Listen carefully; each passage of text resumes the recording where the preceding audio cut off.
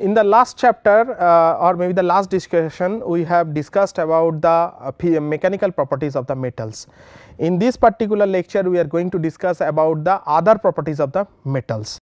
So, here actually already we have discussed about the mechanical properties. So, in this particular lecture, we are going to discuss about the electrical property, thermal property and the magnetic property of that metals, then chemical property like reactivity, toxicity and the corrosions. So, first we will discuss about the electrical properties of the metal itself. So, in the when we are talking about the electrical properties of the metals, so first whatever the laws generally we are follow, that is known as the Ohm's law. So, what the Ohm's law states? Ohm's law directly states that V is directly proportional to the I. What is V? V is known as the voltage and I is known as the current passing through. So, if we derive that formula properly, then we will get that V is equal to IR. Here R is the resistance of that particular material. So, generally the units of V, I and R are volts, amperes and the ohms. Now, when the electricity is passing through any materials, so sometimes it resists also that passing of that electrons. So, that is known as the electrical resistivity. So, electrical resistivity is depend on the resistance R, specimen cross sectional area. So, the cross sectional area of that particular wire, the total distance travelled. So, the distance between the 2 points at which the voltage is measured. So, the units of rho is ohm meter. So, generally the rho is equal to VA by IL. So, electrical conductivity, it is just the opposite of that electrical resistivity. So, sigma is equal to 1 by rho, which is nothing but the IL by VA. Next, we will discuss about the energy band structures of that particular materials. So, from the quantum mechanics describes about the electron in a solid. In a solid, many atoms are brought together, so that the split energy levels from a set of bands separated by the forbidden energy gap. There are two types of bands called the valence band and another one is known as the conduction band. Bound outer shell electrons are valence electrons. Valence electrons are occupied in the valence band itself. So, in this particular case you can find that these all are the valence band for insulator materials, semiconductor materials and the metals. So, bond break from energy, like if we give certain energy to that, so the bond may break. What kind of energy it is? Maybe thermal energy, electrical energy or maybe the vibrational energy in the lattice, which promote the electron to the conduction band. That means, electron will jump from the valence band to conduction band. Conduction is the motion of free electrons. So, when the electron will move, then automatically the current flow will start. So, in case of metals, Fermi level lies inside the conduction band and this band is partially filled with electrons, overlapping of conduction and the valence bond. Valence electrons can freely transit to higher energy state in the conduction band. Of course, the jumping will be taking place, therefore, applied voltage will cause their drift electrical current. Metals are highly conducting in nature. So, in this particular case you can see that how the electron density is changing and also the electron is jumping from the valence band to the conduction band. So, when the electron is jumping from valence band to the conduction band, so a hole is created in the valence band itself. Next, we will discuss about the electron mobility. From the name itself you can understand that it is the freeness or maybe the movement of the electron. So, in solid state physics, the electron mobility characterizes how quickly an electron can move through a metal or semiconductor when pulled by an electrical field. So, when electrical field E is equal to 0, electron moves randomly throughout the crystal in the conductors. Net current is totally 0. No drift velocity you can find over there.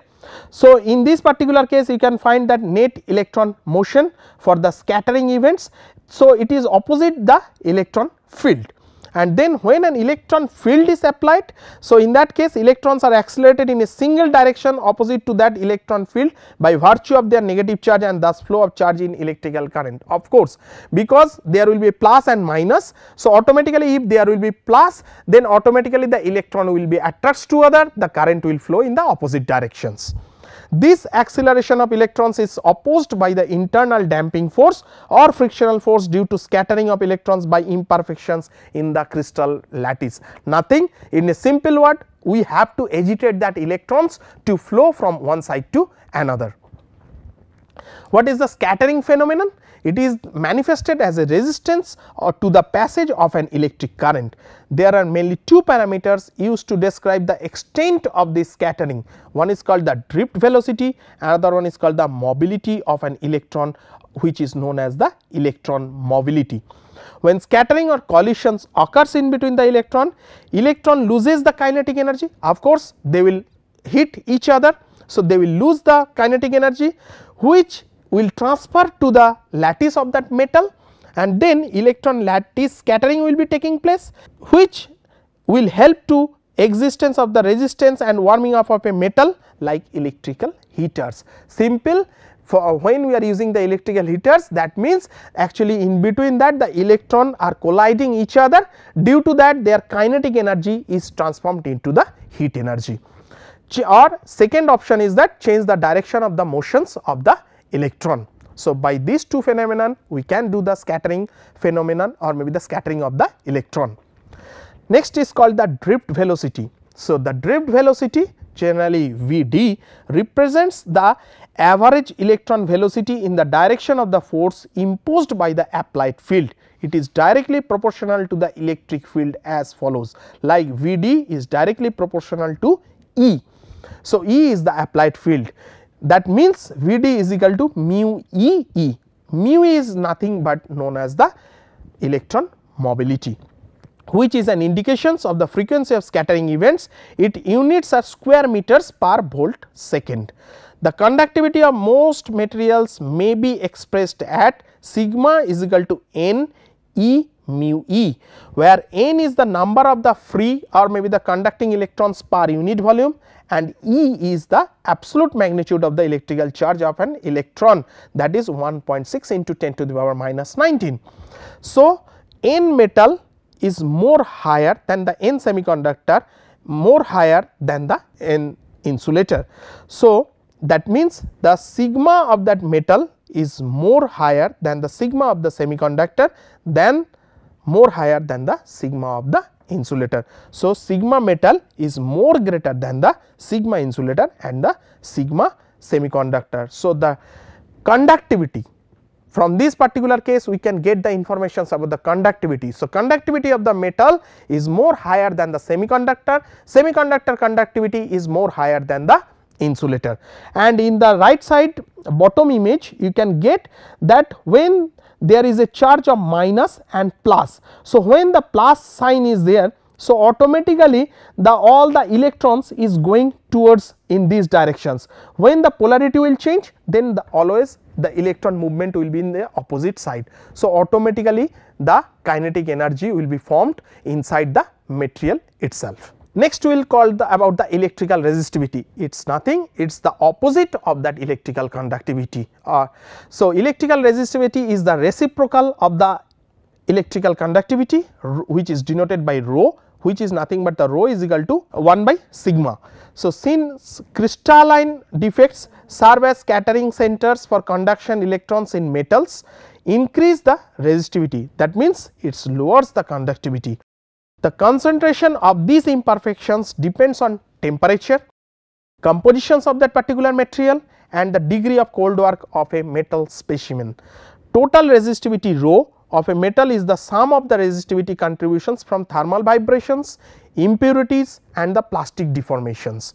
That is the scattering mechanism, which is known as the Matheson's rule, act independently of one another. So, Matheson's rule is represented by this mathematical formula, rho is equal to rho T, that means due to the thermal vibrations, then rho I, that is due to the impurities and the plastic deformations, that is rho D.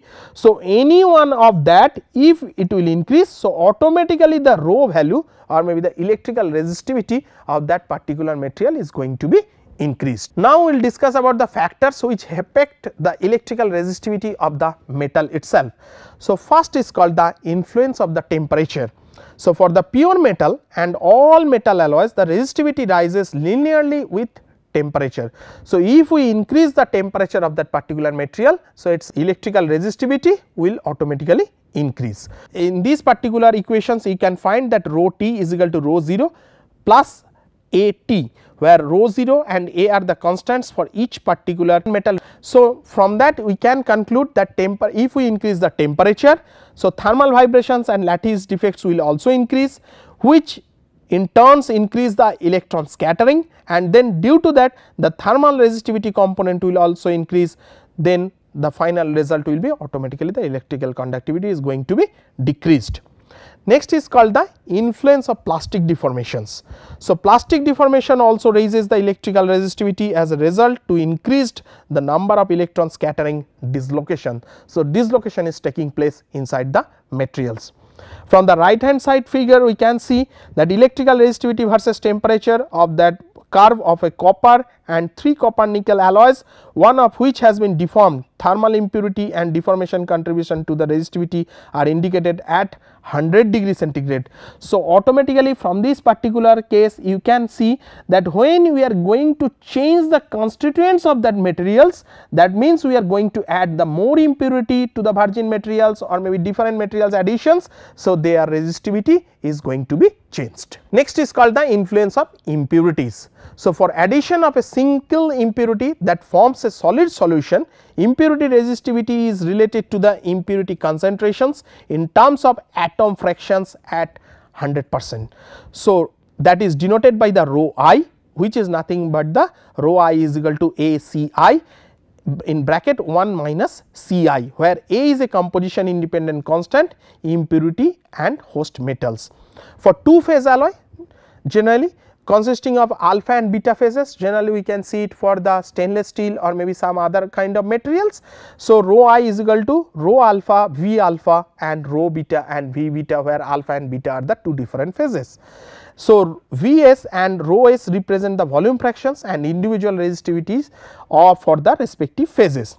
So, for example, the influence of nickel impurity in the right hand side, you can see that we are going to increase the nickel percentage from 0 to 50, and how the electrical resistivity is going to be changed. So, influence of nickel impurity additions on the room temperature resistivity of copper is demonstrated up to 58%. So, actually this material is made of copper, where we are going to increase the nickel percentage inside that particular matrix. So, over this composition range, nickel is completely soluble in copper. Nickel atoms in copper act as scattering centers, and increasing the concentration of nickel in copper results in an enhancement of the resistivity. So, how the resistivity is going to be increased in this particular case. Next, we will discuss about the thermal properties of that metals. So, if we discuss about the thermal properties, so first the heat capacity comes to our mind. So, what is heat capacity? The amount of energy needed to raise the temperature of a substance absorb heat from the external surroundings. It represents the amount of energy required to produce a unit temperature rise. Simple, from outside we are giving the temperature by which a degree of temperature is going to be increased inside the metal. In mathematical terms, the heat capacity is C. Generally it is denoted by capital C. So, capital C is equal to dq by dt, where dq is the energy required to produce a dt temperature change. Unit of heat capacity is joule per Kelvin or maybe the joule per degree centigrade. 2 ways to measure these properties, because there are 2 ways by which we can measure the heat capacity of any metals. So, first one is known as the heat capacity at constant volume and heat capacity at constant external pressure. So, generally the heat capacity which is at constant external pressure, which is nothing but known as the Cp, is always greater than the Cv, that means heat capacity of a constant volume at room temperature or below than that. Now, we are going to discuss about the thermal expansion. So, thermal expansion is a material property in which a material expands upon heating and contract when cooled, and has units of reciprocal temperature, that is 1 by degree centigrade. The change in length with temperature for a solid material may be expressed as follows: Lf minus L0 by L0. Lf is the final length with the temperature change from T0 to Tf, and L0 is the initial temperature, is equal to alpha L Tf minus T0. So, here the parameter alpha L is called the linear coefficient of thermal expansion. If a material expands as its temperature rise, this means the same mass of material occupy a large volume, but its density will decrease. Volume change with temperature is del V by V0 is equal to alpha V into del T. So, where del V and V0 are change in volume and original volume with the temperature change del T. The parameter alpha V is called the volume coefficient of thermal expansion. So, here from this we can understand that alpha is called the linear coefficient of thermal expansion and alpha V is known as the volume coefficient of the thermal expansion. Now, example of the thermal expansion means what is the mechanisms behind it. So, most analog thermometers are made using mercury, which is the only metal in a liquid state at room temperature. Coefficient of thermal expansion of mercury is 181 into 10 to the power minus 6 per Kelvin.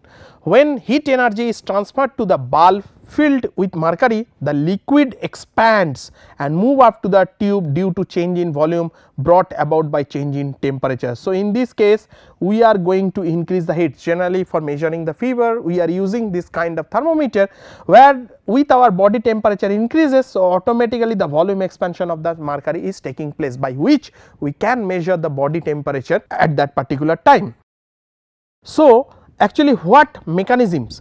Actually when the material is into the room temperature or maybe into the cold conditions, all the particles in the solid vibrates, but at higher temperature they vibrate faster and take up more space to expand, but particle size are remain same. So, particle size is not going to be changed, only the vibrations of that particular particle is going to be increased.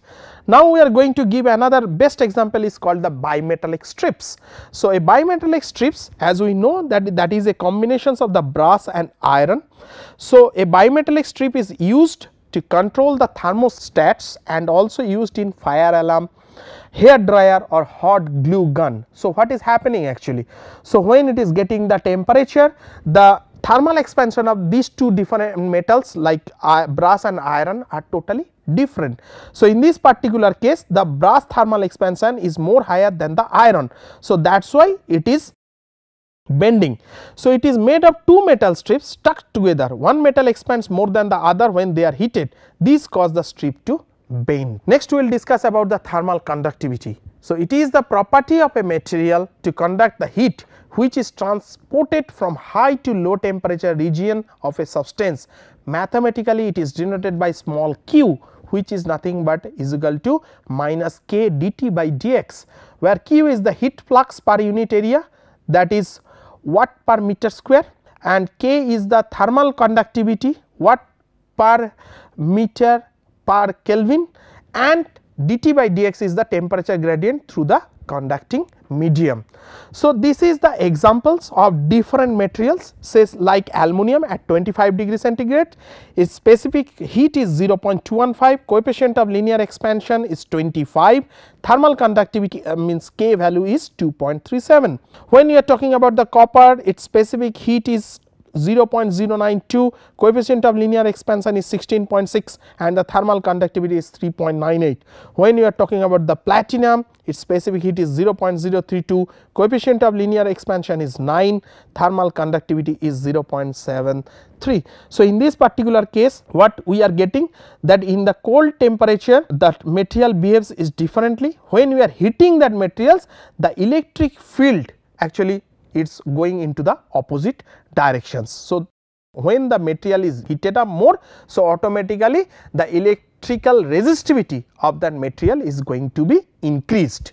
Mechanisms of the heat conductions. So, heat is transported in materials by both lattice vibration waves, which is known as the phonons, and free electrons. So, the total conductivity K is lattice vibrational conductivity KL and the electron thermal conductivity, which is known as the KE.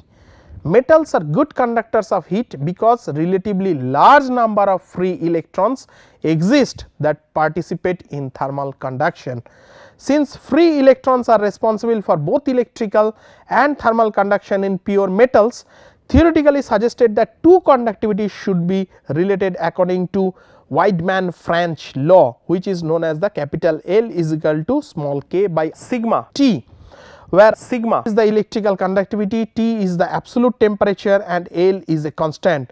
The theoretical value of L is 2.44 into 10 to the power minus 8 ohm per watt per Kelvin square, should be independent of temperature, and the same for all metals if the heat energy is transported entirely by the free electron itself. Then we will discuss about the magnetic properties. So, magnetic properties, generally basic parameters used to study of the magnetic behavior of materials is known as the first is known as the magnetic moment. So, magnetic moment is magnetic dipoles are equivalent to electric dipoles consist of north pole and south pole, and distance in between these two poles is known as, suppose it is 2L. So, what will be the magnetic moment? The m into 2L. So, where m is the strength, and if we discuss about the magnetic field strength, it is generated by means of a cylindrical coil or maybe the solenoid consisting of n closely spaced turns having a length L and carrying a current of magnitude I. So, H is equal to N I by L. A circular current loops is equivalent to a magnetic dipole, mu m is equal to I into A. So, in this particular case we are having that cylindrical coil, and then we are giving a current from this side and the current is coming through this side, and the magnetic field will be generated inside this solenoid coil. Then there are some other properties also. Magnetic susceptibility, which is known as the chi, is equal to magnetizations divided by the magnetic field strength is equal to m by h. It does not have any unit because both are having the same unit. Next we will discuss about the magnetic flux density B within a solid materials. So, magnetic flux density is directly proportional to the H, that means field. So, here B is equal to mu H, which unit is Weber per meter square. Here the mu is the magnetic permeability, which is property of a specific medium through which H field passes. Unit of mu is Weber per ampere meter. In a vacuum, B0 is equal to mu 0 H, where mu 0 is the permeability of a vacuum, a universal constant which is a value of 4 pi into 10 to the power minus 7 Weber per ampere meter. Next we will discuss about the relative permeability, which is known as the mu r is equal to mu by mu 0. It is also does not have any unit. Then relations between Hb and m is B is equal to mu 0 into m plus H, and relative permeability mu r and susceptibility chi is B is equal to mu 0 H is equal to mu 0 into mu r H, or mu r is equal to 1 plus chi, which we can get from this particular image. So, here you can find that I current is working over there, N is the number of turns, here H is known as the field passes through this, and L is the total length of that particular solenoid. So, in this particular case by we know H, we know B, by which we can calculate the magnetic susceptibility, magnetic flux density, relative permeability, relative relations between Hb and m, and the relative permeability and the relative susceptibility. So, from that we can do a very good comparison in between the magnetic materials. So, generally the magnetic materials is divided into three parts. One is called the diamagnetism, paramagnetism and the ferromagnetism.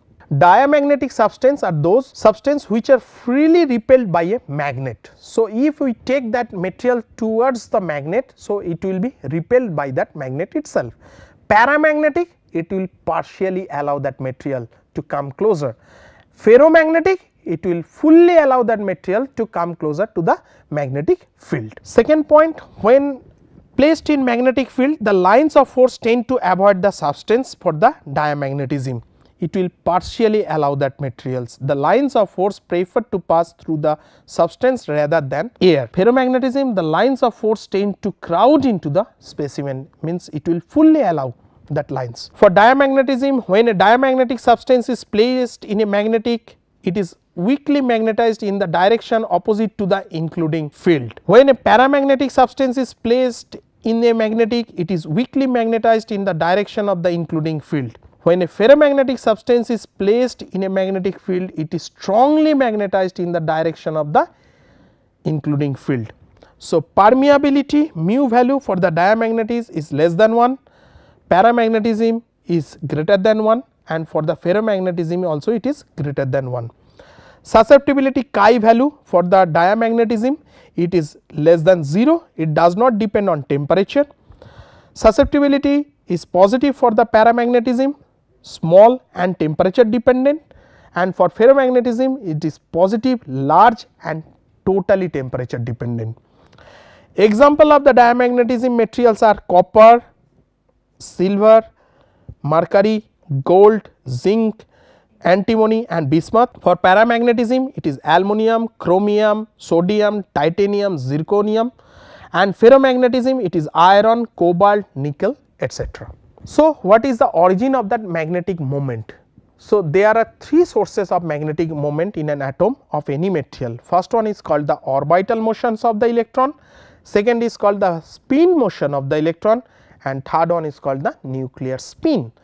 So, if the vector sum of all the contributions is 0, then net magnetization is 0, material is non-magnetic material. Metals have different magnetic phases depending on the temperature of the environment in which they are located. As a result, a metal may exhibit more than one form of magnetism at a time. Iron, for example, loses its magnetism, becoming paramagnetic when heated above 1418 degree Fahrenheit or maybe 770 degree centigrade. The temperature at which a metal loses magnetic force is called the Curie temperature. Iron, cobalt and nickel are the only elements that in metal form have Curie temperatures above room temperature. As such, all magnetic material must contain one of these elements like iron or maybe cobalt or maybe the nickel. So, here just this image is simply giving us the informations about the orbital motions, the spin motions of the electrons and the nuclear spin. Next we will discuss about the chemical properties of metals. So, reaction of metals with the oxygen, this is the normal phenomena generally we can find while using some metals. So, almost all metals react with oxygen to form the metal oxides, but different metals react with oxygen at different intensities. For example, sodium metal is always kept immersed in kerosene oil, because if we keep it open, it reacts to vigorously with oxygen present in air and it will catch the fire. So, that is why we are putting, or maybe while keeping that sodium in the lab, generally we are dipping it into some kerosenes. On heating, magnesium metal burns in air, giving the magnesium oxide MgO. Sulfur reacts with oxygen of air to form the acidic sulfur dioxide. So, generally metal oxides are insoluble in water, but some metal oxides are able to dissolve in water to form metal hydroxides or alkali, for example, the sodium hydroxide which is known as the NaOH. Then reaction of the metals with water. Metals which are very reactive can react even with cold water, while the other metals react with hot water or with steam. So, it actually depends upon the chemical properties of that particular metals. Sodium and calcium metal can react with cold water and it can form the calcium hydroxide and sodium hydroxide. Magnesium and zinc react with the hot water, which can form the magnesium oxide and the zinc oxide, and they will evolve the hydrogen gases from that particular reaction.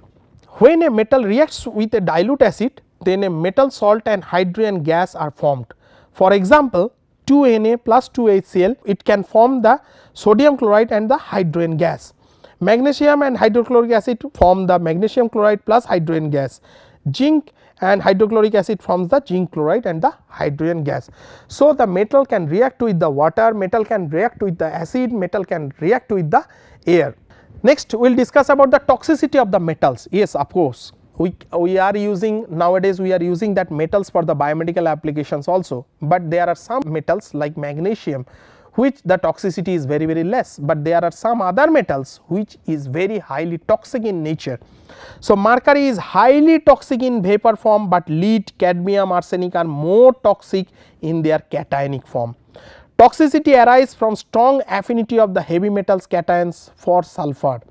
Certain toxic elements that are beneficial for certain organisms or under certain conditions. Example includes vanadium, tungsten, cadmium. So, these are some sorts of helpful toxic materials. Corrosion of metals and their alloys. Corrosion environments, this includes the following: atmosphere, marine atmosphere, aqueous solution, acids, bases, inorganic solvents, molten salts, metallic compounds in solutions and the human body.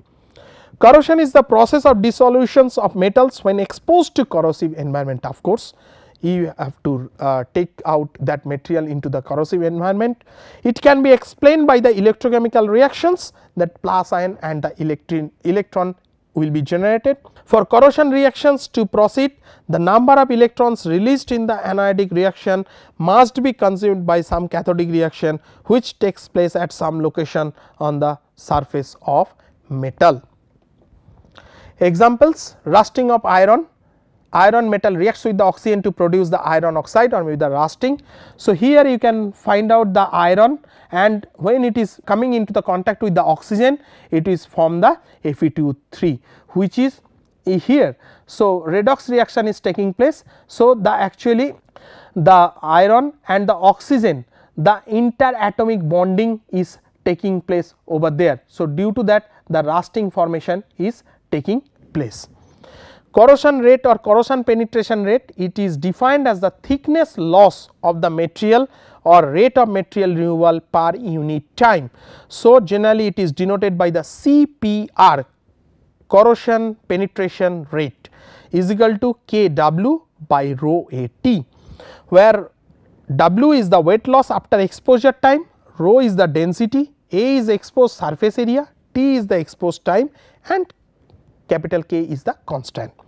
Where CPR in mils per year, generally the K value at that time is 534, W in mg, rho in gram per centimeter cube, area in centimeter square and the time is in hour. Where CPR in millimeter per year, then K is equal to 87.6, W in mg, rho in gram per centimeter cube, A in inch per inch square and T is in hour. Now, we will discuss about that use of all these metals. So, metals, as I told at the starting of this particular lecture, that we are using it for the various applications, numerous applications such as structural, for making the building, architecture, concrete reinforcement, etc., automotive, parts of machines, chassis, drivetrain, body parts, etc. For aerospace, generally aircraft applications, we are using the aluminum alloy. Marine, for ship hull, structure, engines, etc. we are making. Defense, for tanks and weapons we are using. Consumer products, food containers, toys, utensils and tool, etc. Industrial, electrical wires, chemical plants and thermometers. But in a simple term, if I can say that this is a very small applications, there are n number or maybe plenty of applications where we are using these metals. So, generally from the right hand side image you can find that whatever I have already discussed, we are using for several purposes in the chemical plant, aircraft parts, cooking utensils, galvanizing, machinery, car bodies, electrical wiring, making brushes or maybe any kind of alloys and everything. So, now we are going to summarize these materials. So, from these particular lessons we have learnt about the metals and their various properties. Metals are very important for everyday life and metals are having a very wide range of applications or maybe the properties like thermal properties, electrical properties, magnetic properties and some chemical properties. Due to that we are going to use these metals for very large applications. Thank you.